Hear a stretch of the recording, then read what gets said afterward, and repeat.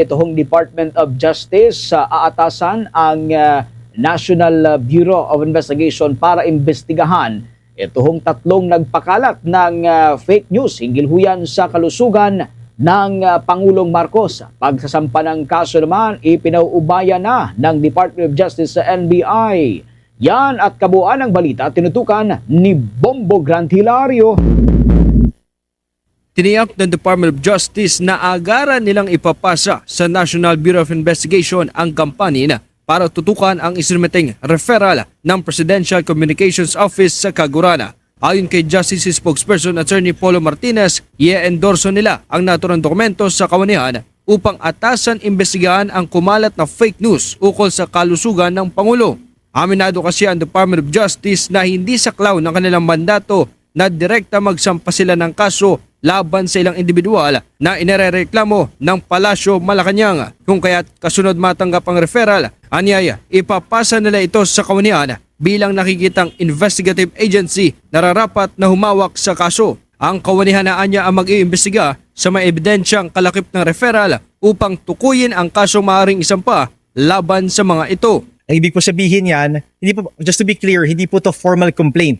Ang mangyayari po dito, knowing that the DOJ cannot be a formal complainant or a private complainant to a case, endorse po ng DOJ, o the PCO has endorsed it to us, in turn the DOJ will endorse it to the proper investigative agency, yan pong NBI. Diba, NBI po mag-check if yung facts, the evidence submitted in this endorsement report warrant the filing of criminal charges. Okay, so yun po yung titingnan ng NBI. Ayon naman kay Justice Secretary Frederick Vida, isa sa ilalim ang naturang referral ng Palasyo sa pagsusuri o ebaluasyon ng kaguran. Posible anya itong tumagal ng hindi lalagpas sa 10 araw mula nang isumite sa kanilang tanggapan. Nasa proseso to ng evaluation. We have actually 10 days to do that. As a matter of course, we do it regularly, no? On a regular period. It will not take more than 10 days.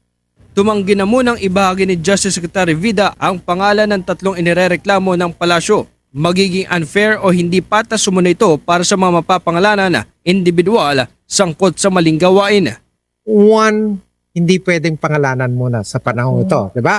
Kasi tulad din to, yung parallel dun sa iba namin ginagawa, yung case build-up, di ba? Siyempre, unfair din naman dun sa papangalanan, no? So, bigyan nyo pa kami ng panahon, no? Pag pwede ng pangalanan, papangalanan naman. At kayo rin ang unang makakalan.